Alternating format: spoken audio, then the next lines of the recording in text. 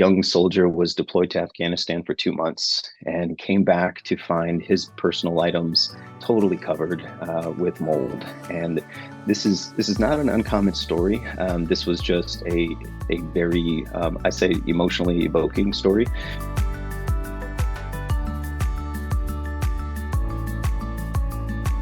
Hello, everyone. My name is Kendra Seymour, and I'm joined today by my guest, Dr. Bryan, who's going to talk to us about mold in the military, and he's going to give us some identification and mitigation strategies. So thank you so much, Dr. Bryan, for joining us.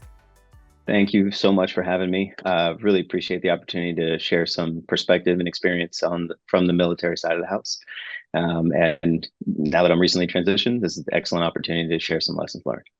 Yeah, I love that. It's so important. You know, our brave men and women in the military, they really deserve this healthier living quarters and circumstances. So I know you're going to provide some great stuff for them that they can turn around and hopefully start doing today. All right.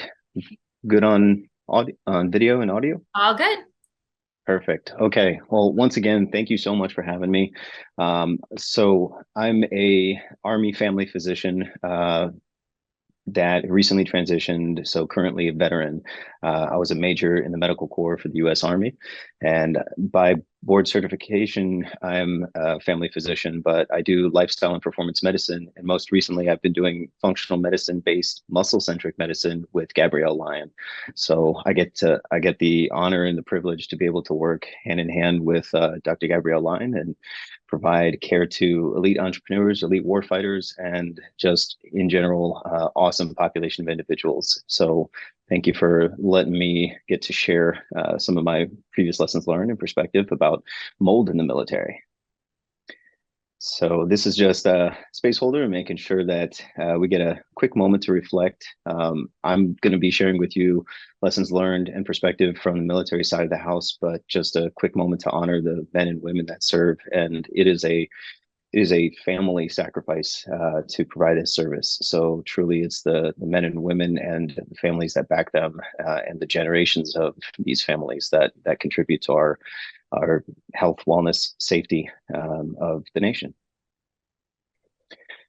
Quick disclaimer, the opinions and assertions are my own. They do not represent that of the DoD, Department of Defense, or any branch of the military or the military health system in general. No conflicts of interest to express. Once again, I do work with Dr. Gabrielle Lyon, young medical practice, and an educator with the Institute for Muscle Centric Medicine.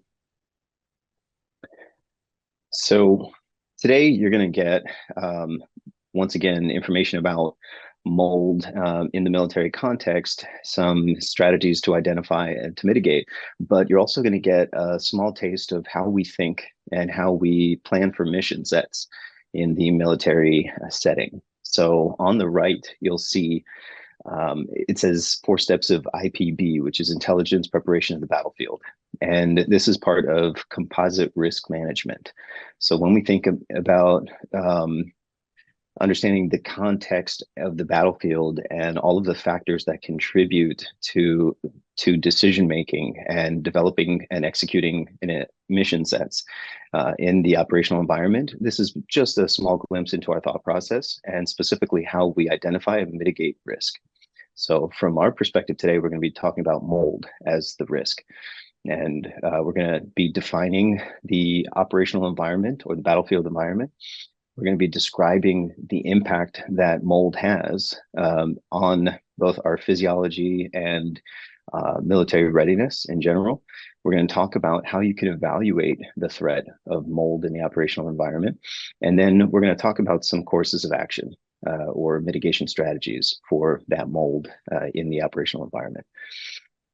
And then just from learning objective standpoint, exactly what I just mentioned here.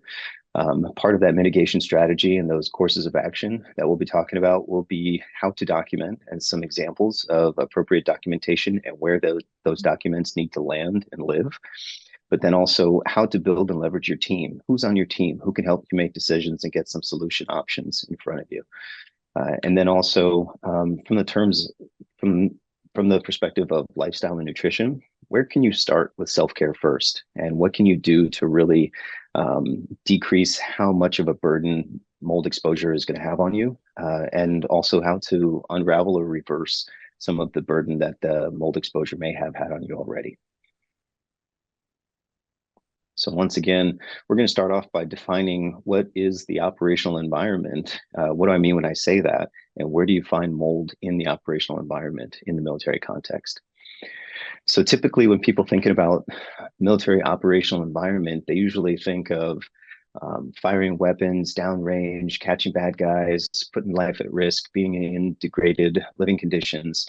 But I just want to let you know a different maybe way of defining the operational environment. And I'd love for you to start thinking about it in three main areas. So garrison, training, and deployed settings. And when I say garrison, I mean home front. So that may be on post or off post. And when I say post, that means a military base. So where the family lives, where the family exists, the life space. And that is outside of dedicated training pathways and programs. So typically service members can be away from family in dedicated training pathways for weeks to months on end, sometimes even several years in terms of training pathways. And there's a very different set of total stressors and exposures in a defined training program compared to when you're not in that training program. So training is a unique, separate environment. And then deployed settings. And I already kind of gave you a little bit of a gist of what that means to be in a deployed setting, but typically degraded hygiene conditions, areas of conflict, or even denied areas of access for a variety of reasons. Displaced personnel, including the service members that need to be self-sufficient and reliant on their own internal equipment, services, resources, with limited to no support from the outside. So very different environments. We'll just define it as garrison, training, and deployed settings. So I'll start off by talking about in garrison or on post or military housing in general. Now, if you are younger in the profession, especially on the enlisted side, now enlisted versus officers, there is kind of different professional pathways when we talk about military professional pathways. Lower enlisted individuals are required to live on post in barracks. And you can think about that as apartments. And the apartments aren't the highest quality, but by all means, they meet the needs. And it's comfort, it's safety, and it's living quarters for the younger military professional. So one example of mold exposure in some of these barracks, there was recently some reporting from Fort Bragg, and this is just an example. In 2021, young soldier was deployed to Afghanistan for 2 months and came back to find his personal items totally covered with mold. And this is not an uncommon story. This was just a very, I say, emotionally evoking story, because these quotes were from his father. His father didn't share his name. He wanted to protect the identity of his son. And he's saying he's over there risking his life, living in these degraded conditions to come home to this, and saying that we need to be able to do better than this. Now, the response from the command teams and the leadership that were, in charge of his unit and his barracks quarters were saying, we rely on you guys to report this for us to move quickly and fix it. But in general, moisture, mold, issues like this in barracks quarters, it is not uncommon. So when we think of living on post versus living off post, living in barracks versus a house or a townhouse setup, in the barracks is a very common concern. Apologies, let me go back. Can be a very common concern, and this is just one example of it. So asking about mold exposure, there may be very notable exposures such as this one. Now, families, when you're married, and as you continue in your military professional career, you can get housing, dedicated housing on post. And dedicated housing on post tends to be older buildings. And there is a known issue for maintenance and moisture issues and mold issues in particular in military housing on post. So it is not uncommon for families to actually be relocated to different housing options on post or even off post because of mold issues. So I've got some pictures that I'm sharing on screen here. Drop down ceiling areas around vents, behind some of the washer dryer equipment. We'll talk about how to look in certain areas of the house where moisture may live or where previous leaks may have been an issue, but leaks and moisture are a very commonplace issue. Here's one quote from a family member that was moving onto post, excited about getting the housing, but this soldier says, right away, my wife and both my kids started getting just constantly sick. And the non-commissioned officer said to military.com on the condition of anonymity, because he was not authorized to talk to the press. My wife is pregnant and she was sick for about a month and a half straight. Now, once again, just wanted to tell the perspective of a single family having a voice. This was another example, and this was on military.com. Now, I'll dive into it later, but since 2018, mold in the military has been extremely high on the radar. There was a few Reuters articles published that really highlighted the issue of mold in military housing and the lack of responsiveness to fixing it or addressing it, especially in a permanent fashion or an effective fashion. So since 2018 and those articles, there's been high priority that has gone all the way up to Congress and back down to address mold in housing conditions for soldiers and military families in general. All right. Now, when we're talking about being on post, especially working on post, a lot of the buildings are historical. And what I mean by that is that they've typically been built in the late 1800s or early 1900s. And this is where people go to work every day. And if you've been in the military long enough, you've likely had to work in some of the buildings that are similar to this and that have some degraded maintenance condition issues. So on the top left, Fort Sam Houston, just an example of some of the older buildings. Those were built in the late 1800s, early 1900s. Bottom left, Fort Benning is the infantry, the school for the infantry, and that's another example. I believe that was early 1900s.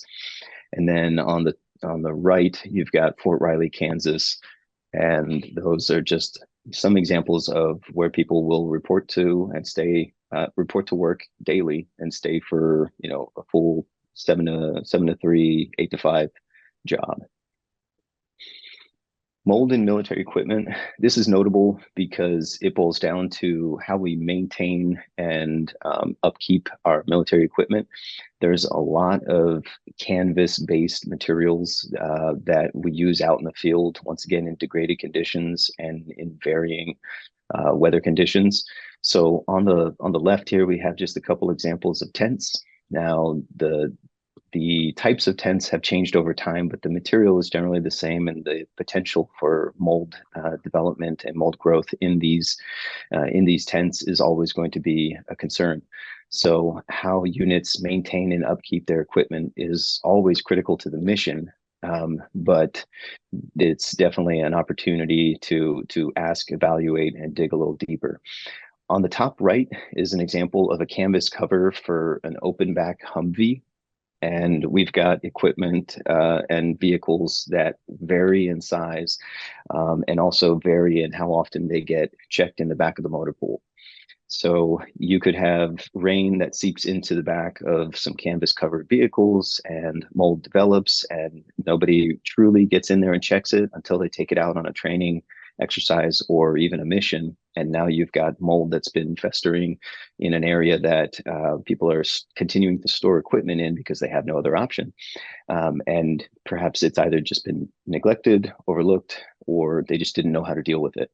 So it's important when you see something, say something, and when doing the preventive maintenance checks and services that you actually look all the way and consider mold. So this is just an example of mold on the inside of a tent, what it can look like, and easy to write off, easy to overlook, but can definitely have an impact on health. So now that we've talked about where you can find it, I want to talk about the effect that it can have on physiology, and then also on military readiness. so that you understand the impact of the individual, but also to the military unit. And it's important to be able to speak to that, because once you leverage a commander and a commander's authority to help the soldier and the soldier's family, things get moving very quickly. So if you can speak to what motivates them and what they get essentially kind of graded or judged on, military commanders' careers are sometimes made and sometimes hampered by their readiness metrics. So we'll talk about what that means, in addition to how mold impacts the individual. So when you talk about mold and the burden of mold-related diseases or illnesses, there's a dogma and a way of thinking about it. So first off, the toxic potency, or the potency of the type of mold and the mycotoxins that you're getting exposed to, plus the cumulative exposure, the cumulative time and the proximity that you've had, determines your dose. And your dose can be the same as the person, standing next to you, but your susceptibility to the injury or the illness from the mycotoxins can be very different. And typically those are the individual factors of your ability to biotransform or detoxify, typically phase 1 and phase 2 detox, your ability to excrete toxins or mycotoxins. And that's literally just like your hydration status, your ability to have 1 or 2 form bowel movements per day, and your ability to sweat and even breathe off some of these toxins and their breakdown products. And then also your ability to tolerate the exposure. And what I mean by that is that how tuned up, how keyed up is your immune system already?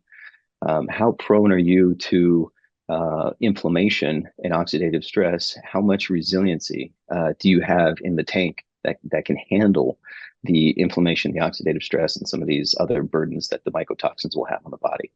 So really, this is the unique factors that play into it, why some individuals may be very sensitive and have significant injury or illness compared to others that really don't, even living in the same household or working in the same location. And that can boil down to micronutrient status, gut or intestinal function, microbiome status, literally across the board. We're gonna jump into some of the individual factors, but it's the dose plus the individual factors. So in general, mold, it has diverse species, and they can produce spores. They have allergens. They are not self, obviously. So when your immune system sees them, they are allergens. They do initiate a response from the immune system. They also produce mycotoxins, which of the ones in the diagram off to the left here, these are mycotoxins. Some of the most common ones, especially related to moisture and water damage in the household, will be aflatoxin and ochratoxin. We'll talk about those. They also produce endotoxins, beta-glucans, and microbial volatile organic compounds. Now, these can affect you just by being present in the same environment. They can be aerosolized and present in the air that you breathe. They can get on your skin and absorb or cause inflammation and irritation on the skin. You can consume this with foods. So basically, there's a lot of ways you can get exposed, and you can get exposed to a variety of the components of the mold. But we will spend some time talking a little bit more specifically about the mycotoxins. And of those, I mentioned the ochratoxin and the aflatoxin is where we'll spend some time, definitely talk about those. Now, in general, mycotoxins and the components of mold typically initiate inflammation, oxidative stress, systemically in the body through 2 main mechanisms. One is mediated through the immune system, and the other one is mediated through the nerve system and the neurologic system. So in general, with the immune system mediated version, there can be the allergens and IgE mediated response, where the allergic components, the proteins that the mold has from the mold components, gets seen by some immune system cells that are doing surveillance. They pick it up and they said, this is not self, and they do a histamine mediated inflammatory response. All right, mast cells degrade, histamine gets released. This is inflammatory and it's vasoactive, so you get swelling, pain, discomfort, redness, and that's the allergen-mediated version. There is an immune-mediated version where it's initiated by toxins or some of the components attaching to toll-like receptors and even interleukin receptors. So there are other ways, but still there's activation of the immune system cells. There is inflammation cascade that happens, and there is typically some histamine release that is associated with that pathway. Now, the other pathway is where nerve cells can transmit a signal of distress to other remote locations in the body via neuropeptides and substance P. And it sends these signals, and the distant sites then can release this substance P and these neuropeptides. And at a remote site from the initial exposure, they start releasing histamine from mast cells, initiating inflammation. That's that term neurogenic switching that I just wanted to highlight. So this is why it could be a systemic-wide response to a local exposure, and why you can get joint pain, myalgias, headaches, and they don't always have to be directly at the site of exposure. They're often histamine mediated, but they can generally be related to inflammation and oxidative stress throughout the body and in response to immune system activity. All right. That was a deep dive on some mechanisms there. I'm sorry, but it's important to understand. Yep. So I mentioned aflatoxins and ochratoxins were very common, especially in moisture and water exposure to the household. So when we start talking about black mold, and when I showed those pictures of mold in the military housing or the barracks, this is something we definitely want to focus on, is like, well, what's the impact? What can it do in total? So just being aware that, hey, aflatoxins and ochratoxins can be carcinogenic. There's a huge area of interest right now and attention being put on carcinogenic exposures in the military operational environment. We're seeing higher rates of cancer development, especially in younger, otherwise healthy individuals, and we're trying to figure out why. And it's likely multifactorial, but if mold has a role in that process, then we want to know about it, and we should be doing something about it. All right. So I mentioned to you already that commanders' careers can be made or broken based off of their readiness metrics. And readiness in general, in the military context, can easily be defined as the ability to train, deploy, fight, and win our nation's war and conflicts.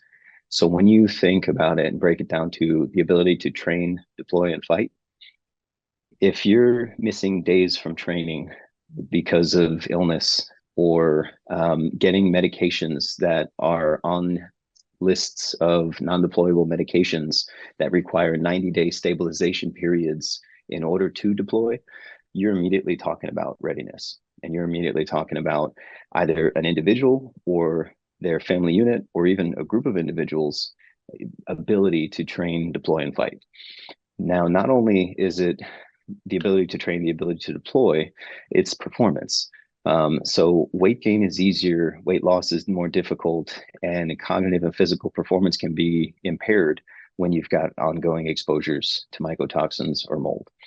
And then if it's not you, if it's your family members, family hardship and illnesses in the household, I mean, that can lead to medical visits, hospitalizations, and God forbid, but pregnancy-related outcomes may be impacted as well. And then that can be mental health issues for not just the family member, but the entire family unit.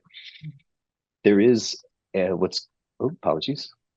is what's called Exceptional Family Member Program, IFMP. Now, kids with severe allergies, kids with severe asthma, which can easily be worsened or related to ongoing mold exposure, will put a family member on the EFMP list. If they have unique needs for specialty care because of the frequency of medical management that's necessary, then that can actually restrict a family's location that they're able to serve at. And that in itself may limit the potential for somebody's career. Now, I'm not trying to talk badly about the program, and I don't want anyone to ever hide the need for medical care. It is something that's there for a reason, and it does fantastic things for service members and their families. But if it was a mold issue that is driving the frequency of need for asthma and allergy care, wouldn't you want to know that? Wouldn't you want to do something about it? Right? So that's part of the total picture. So evaluating the threat. So how do we look for it? How do we think about it? How do we investigate? Now, there's an awesome interactive website that is Environmental Protection Agency, so EPA.gov, where this house is interactive and you can click different portions of the house and it tells you the risk of moisture, what you can look for, and even mitigation strategy first up. So really a fantastic resource, but in general, you're going to be looking for parts of the area, parts of the household where you've got condensation and moisture that sits around. Temperature differentials, especially. So exterior windows, exterior doors, you can look around those areas, but areas where condensation will be developing. Visible mold, especially black mold. And sometimes it may only look like a slight deformity of a wall and they painted over it. You really just gotta think hard about, well, why does that look differently than the other portions of the walls, even if it's a nice fresh coat of paint? Moldy odor. Now, it's been a while since I've smelled it. I can't exactly describe it for you, but this room smells significantly different than the others. And when I walk outside, that smell goes away. So, that paired with symptomatology, I apologize. That paired with symptomatology, you should be asking questions and maybe asking someone to come take a look. Poorly maintained air conditioning systems, especially in high humidity areas, coastal regions, and even more so, especially when you get power outages. So power outages for significant amounts of time, AC systems are down, you're in a coastal region, there's high humidity. The potential for mold development in those air conditioning systems are high. So asking the questions, initiating inspections, taking a look yourself, these are all opportunities. And then a history of water leakage, exterior, interior leaks, water damage, holes in the roof, roof required repairs multiple times, things like that. All right. So from a clinical patterns and exam finding standpoint, what check engine lights can I look for to see if I should be thinking about this, if this might be part of the problem? Now, since mold has so many mechanisms of action and the ways that it can initiate inflammation, oxidative stress, immune system triggering, and almost like allergic type response, then the impact is going to be pretty diverse. And this is why it's kind of hard to think about mold, because in 10 to 15 minute appointment slots, when you're trying to deal with multiple issues, you may look at these issues or diagnoses independently, and with a strategy or an approach that matches a pill to an ill, you may get multiple medications instead of an investigation that looks at mold exposure. How common is it for people to have discussions about mold with their primary care docs? Not common. Not common unless they're educated, aware of it, if they suspect it, if they smell something funny, if they see something on the wall, or they visibly have seen mold in the house. That's usually been the reason why we've had those discussions. It's not something I always outright ask for. But if I see a constellation of these issues, things like hormonal axis issues, things like inflammatory skin-related conditions, reactive airway process, or even asthma that develops out of nowhere, those are reasons why I'm going to start asking questions and looking deeper. And then, around cognition, memory, focus, attention, headaches, like these are all potential areas where it could be anything. And why shouldn't you ask about mold?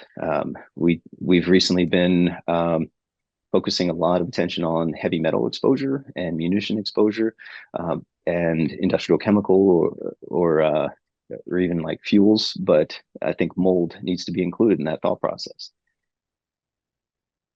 So this is a yardstick that basically you can assess in a systems-based manner a review of systems and quantify it to see change over time. So a baseline assessment with a medical symptom questionnaire is something that we do in the functional medicine community.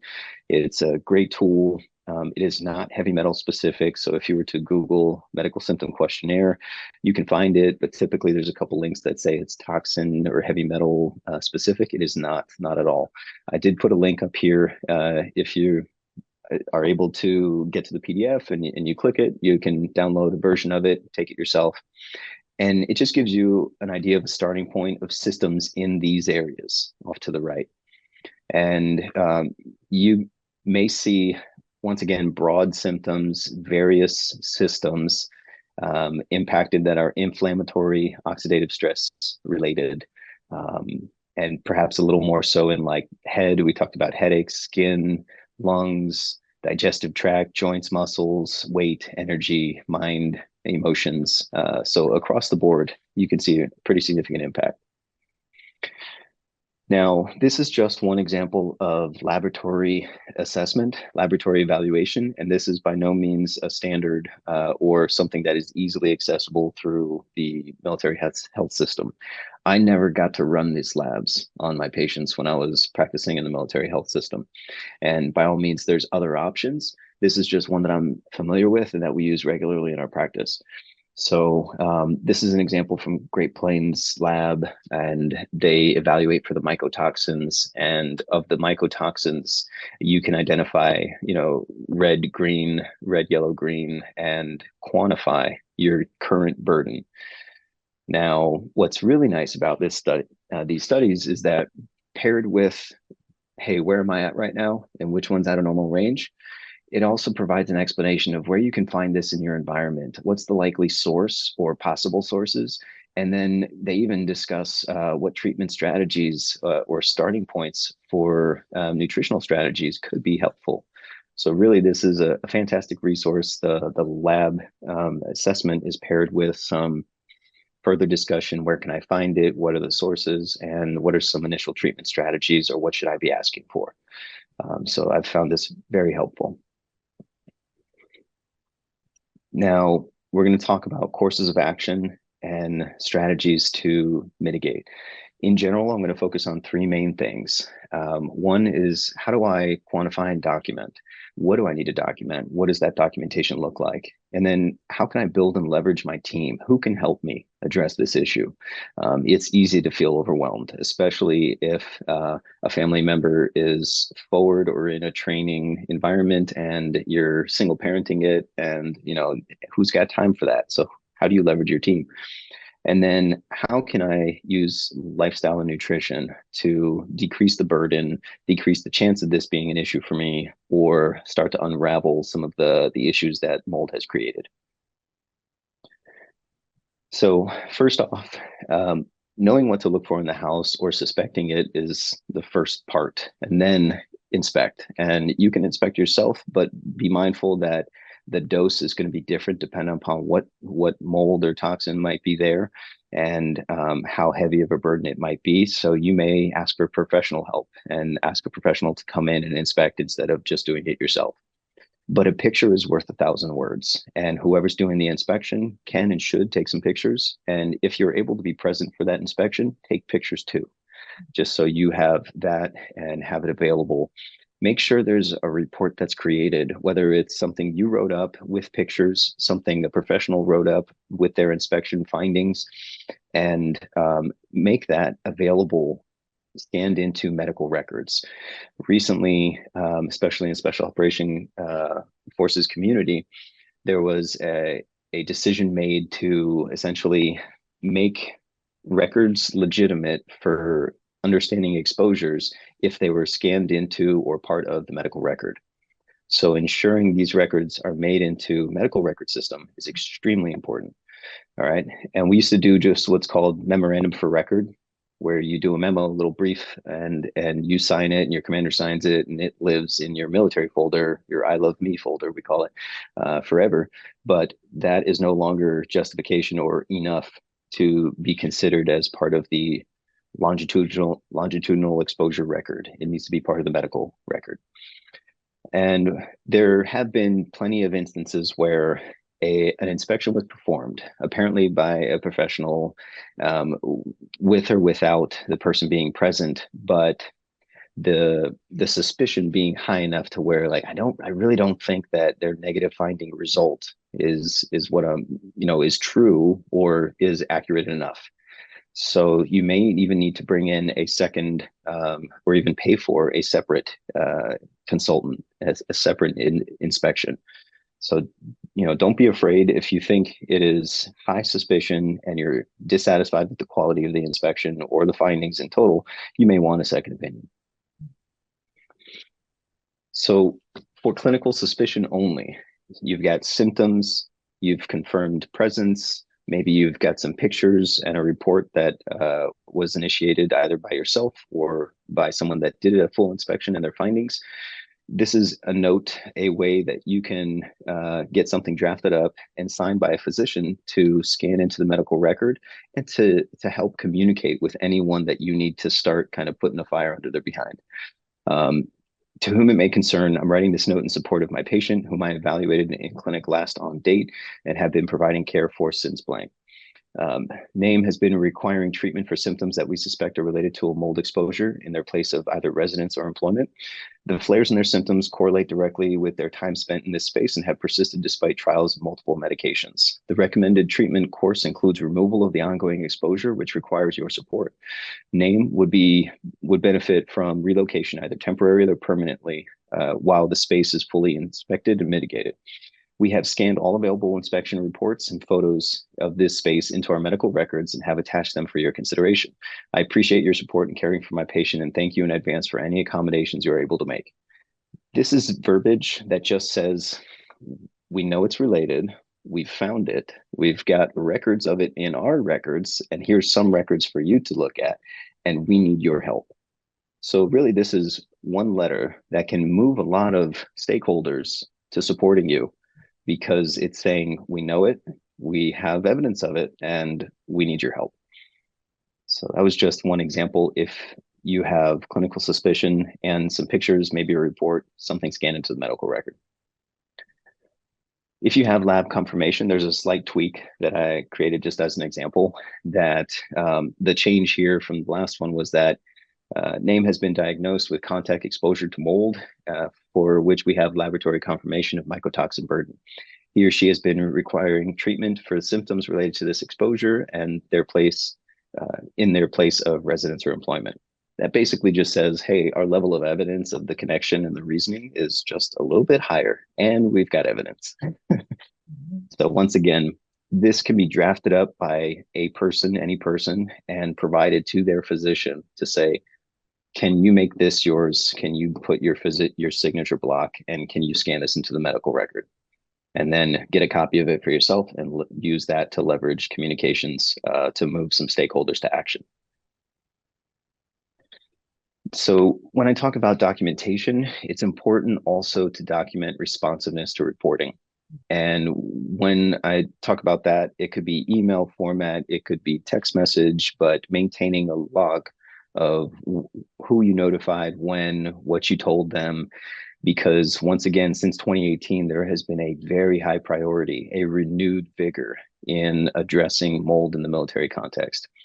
And that is largely focused around housing and military housing, both on post and off post. So command chains and command teams in general, if they hear the word mold, they hear the word illness, and they understand that someone in the family is having symptoms, they're motivated to act on it immediately. And in general, that 2018 and then 2019 efforts I mentioned that got the attention of Congress, and from Congress all the way down, there was a revamping of the Military Housing Tenant Bill of Rights, and they expanded it from 12 to 15. And by clicking this link or just Googling that term, you can see the new Tenant Bill of Rights, and it includes the right to speedy response after appropriate notification. They even talked about something called a military housing feedback tool, and I haven't found explicitly what that example is, but once again, renewed attention and vigor. There's been an update to the Tenant Bill of Rights, and understanding that if you think this is an issue for you, is it could be extremely helpful and important to where you understand what's what you're owed and what you're able to do. Building and leverage your team. The Tenant Bill of Rights did identify a term specifically called the tenant advocate. So a military tenant advocate is something that at the military housing office, on post, on base, wherever you are located or your family is located, there is someone who should be identified as an advocate who's familiar with the options and the process of what do I do with this. They can help you communicate and coordinate some of the moving parts and the stakeholders, the people that need to be helping or that need to be at the table, and they can help you come up with and execute a plan. All right. Now, chain of command, I mentioned to you, they are motivated to make sure that the family unit is as ready as possible to train, deploy, fight, and win the nation's wars. And part of this attention is on mold exposure, especially in the housing. So all you need to do, I'm not going to simplify it like that, but making sure the command chain and the command team is aware of the issue as early as possible is going to be important and helpful. Soldier Family Readiness Group, or the SFRG, is the family network that can always work behind the scenes to help spouse, to help primary soldier, anyone in the family unit. And it's a network of people who have been there, done that. And you are going to find someone who has been there, done that, who has gotten insurance coverage for some of the water damage or issues to mitigate, who has dealt with emergency relief funding that needed to be unlocked because I had expenses because I had to move my family and we had to temporarily live here instead of there. There's going to be a lot of challenges that you will find someone that has been there, done that. And sometimes it's Facebook support groups too, but SFRG, military spouse networks, you're going to find a lot of good information. Medical team, I talked to you about the importance of making sure those records end up in the medical documentation in the EMR system, the electronic medical record system for the military health system. That's determining whether something is included or excluded from a longitudinal exposure record. So making sure whatever you type up, even if it's a memorandum for record, that a copy of it lands in the medical record system. Mold inspectors, insurance companies, from an insurance company standpoint, they will often have some coverage if the mold is related to pipe burst, storm events, or house flooding issues. If not directly related to those, or if you say no on the conversation, then they default to the response of, I apologize, it's not covered. Now, I'm not saying to tell them or be dishonest by any means, but if it does connect back to an incident, an issue, a storm event, by all means mention it, and that may unlock some funding support. So emergency relief funds is funding when you need it as well, and there can be zero interest options for loan options just to cover the immediate need. Change the Air Foundation. So you guys and what you do, your mission set, and your ability to educate the population about what do I do? How do I think about this? How can I approach this? I just included one of the links, mini classes about testing and testing options. I found that fantastic. So I really appreciated that. Now, when we talk about leveraging lifestyle and nutrition, there's a couple of concepts that I just really want to define real quick and say that this was born out of the COVID call to action. So when COVID broke the world back in 2020, there was a time period where there was a bunch of human performance and healthcare professionals that were like-minded, and we said, hey, lifestyle and nutrition has a role here. We can optimize the immune system resilience and its function, and human systems biology, we can optimize this to make it resilient, to make it to where, we have evidence around these comorbidity factors that are leading to more severe presentation of COVID illness and disease. So let's focus on what works. Let's focus on what we have evidence for. And we said, well, from the lifestyle and nutrition standpoint, there's personal protective lifestyle and personal protective nutrition, PPL and PPN. It is as important as PPE. And that's defined as, for PPN, it's the food and nutrients. And for PPL, it's the activities of daily living that enhance immune and metabolic resiliency to reverse disease and optimize performance. So the concept's way bigger than the content, because this can be designed, developed as a checkbox way of thinking tailored to any mission set, to any threat. So when we talk about it for mold, I'm going to cover a couple of things that you can do from a lifestyle and nutrition standpoint, but don't forget the general foundations of, whole food diet, high quality fiber and protein, anti-inflammatory strategies, and nutrients, micronutrients and foods, antioxidants, microbiome building. And then over here on the lifestyle, sleep. Just a simple thing about chronic sleep deprivation can knock your immune system down by 50% in a 3-day period. Just getting insufficient sleep. It's not even like being awake for multiple days straight. That's probably even further down. So stress, exercise, staying connected and feeling connected. And then time in nature, we know just breaks from technology in general, resilient mindset as well. But once again, I'm going to focus a little more specifically on how do you support your immune system to better tolerate and to be more resilient in the face of mold exposure. So in general, we always talk about starting with food first. We know that there's certain micronutrients that are defined as being higher in specific foods, but there's a whole area of science that looks into the dark matter of food right now, because there's so many compounds and chemicals that we don't know exactly what they do, but we're finding patterns of them being important to either the immune system, metabolism, hormone regulation, or microbiome function. So there's so much more that we're learning about the compounds that are contained in food that you always want to start with food first. And the combination of the context as well as the micronutrients that come from food first strategies, unreplaceable. So you always start there. And in terms of foods and then supplemental nutrients, they're all accomplishing some of these goals off to the far right. You want to decrease and uptake the storage of mycotoxins.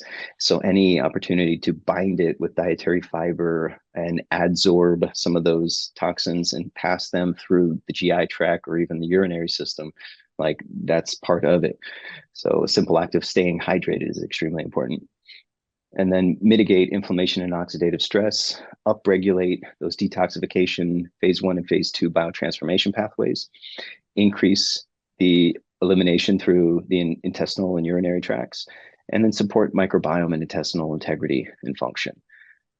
So the foods on the left are accomplishing that, and some of the supplements and micronutrients that are being identified here with some dosing ranges.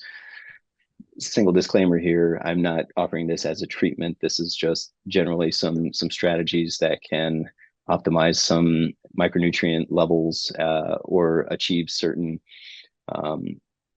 effects in the body that accomplish what we're saying on the right. So as a starting point, there's some pretty foundational nutritional support that I'll have my patients initiate, and that's things like a high quality multi, vitamin D in 2,000 to 4,000 IU per day, magnesium at nighttime typically because it's not only a keystone nutrient, it's a calming nutrient, fish oil 2 to 3 grams per day, and then fiber. And I'll try and give them a very specific goal and say, hey, 30 to 40 grams per day. There was one caveat that, hey, flaxseed, there's a couple brands that had some cadmium in it. So just try not to do too much of that or find out which brands they were. But in general, foundational ones for me when I know that their immune system's being taxed and there's an inflammatory or oxidative stress burden already. And then as needed, patient specific, discuss with your practitioners, do you need some N-acetylcysteine support or some liposomal glutathione support? Would taking chlorella or modified citrus pectin help bind some of these toxins and eliminate them through the GI or the GU tract? Would taking EGCG or matcha or some of those compounds help with those phase 1 and phase 2 biotransformation pathways? So that's some nutritional support specific for mold and achieving those effects on the right. Once again, the interactive map and the interactive diagram here was just a really great resource that I found pretty helpful. And Change the Air Foundation, I know you guys have tons of resources, and there's plenty of groups and resources that you can look to for, okay, what can I do myself at home from an inspection standpoint, from a mitigation standpoint, or a moisture control standpoint. There's a lot of strategies you can incorporate, and I would say those are the PPL concepts. So I'm just going to wrap things up and then ask if you've got any additional questions and make myself available. But you want to understand the operational environment. And we understand that there's garrison training and deployed environments, and that you can find mold in military housing, both on post, off post. You just got to ask for it, especially if the pattern is broad and multi-system. And then the training environment and deployed environments, military equipment, tents, and some of the vehicles, especially canvas covered vehicles, those are potential opportunities for exposure. Identify and communicate risk. You want to figure out if you need to be inspecting certain parts of your house, or if you need to invite professional inspection. You want to make some connections between clinical symptoms and findings and get that documented in a medical record somewhere. And then you want to be able to communicate the impact on the readiness of the family unit. Do not hide this. Let command teams know early. They will motivate and move certain stakeholders to address your problem and to either get you out of the situation that you're in, get you the funding that you need to mitigate the issue. And they will maintain accountability on some of these stakeholders that might be dragging their feet otherwise. So I already mentioned document everything, building and leverage your team. We talked about who can be on your team to help, and then control the controllables. And we talked about some concepts of PPN, PPL to achieve those effects. Thank you for the time. Hopefully that wasn't too fast and too broad stroke, but I was just aiming to be informative and not inclusive per se. How did I do? That was wonderful. Thank you so much. I actually should have started with this. First of all, let me say thank you for your service, and for the men and women out there who are currently or former military personnel. Thank you for what you do. You have our utmost respect. Oh, I'm sorry. Did I cut you off? No, that was a perfect segue. So when people express genuine gratitude, knowing functional medicine and being in the military context, you can't help but help. And you can't unlearn these things. And when I go out of my way and go 10 to 15 minutes over because someone needs to know something right now, like we need to fix this, you cannot leave without a clear understanding of what can be done. And if I go out of time or go out of my way, that led to this immensely rewarding experience, because they've had conversations they've never had before in their life, and the ability to help them after they've sacrificed so much. For me, it was a different response, that rather than saying you're welcome, I would say you're worth it. And it was life-changing and the bright spot of my week anytime I had the opportunity to do that. So thank you for saying thank you, and you're worth it. Yeah, no, I think this is so important, and thank you for shedding light on this problem, because our servicemen and women deserve to feel better. They deserve to be at their best. And if that's not reason enough, I mean, it really is a national security issue, as you've kind of, alluded to, that they need to be, feeling their best so that, they can do their jobs and do them well. One of the things, I loved about your presentation is you talked about the home environment, the indoor environment, and then you also paired that with the health aspect, and you mentioned a number of resources, Change the Air Foundation being one. And we have other talks on our summit that people can go to for those actionable things. But one of the things that I think we see so often in those impacted by mold-related illness is that they sometimes dismiss their symptoms as being related to something else. I'm getting older, I'm tired, I've got the kids, their spouse is deployed and they're, single parenting. So just high level summary again, can you give us 3 symptoms that people maybe are ignoring that might be related to this, that after today's talk, they might go, oh yeah, maybe I want to think about what's going on in my environment, like just top 3 or 4. Sure. I would say allergic type symptoms or multiple chemical sensitivity that comes out of nowhere. Anytime you hear yourself saying ever since. Yes. So if there is a notable change in health status, especially related to skin conditions, inflammatory airway conditions, if you get asthma that's developed out of nowhere, if you get skin conditions or eczema flares that have really kicked up ever since, like if you start hearing yourself saying that, then take a look at your environment, take a look at those things that have changed, and do not exclude, do not forget to look at your living environment or your work environment, because once again, the buildings that people are operating day in, day out of, like on post in a military context, can easily be the source or an issue. So inflammatory skin conditions, inflammatory lung conditions, and then generalized systemic wide, either histamine related or inflammation related issues. And that can be as simple as like joint aches and pains, achy muscles, and headaches. That might be enough. So body-wide symptoms, especially that have changed significantly since, ever since, then you want to look at the total environment. What are you doing differently? Where are you living? Where are you working? And just generally take a walk, take a look, take some pictures.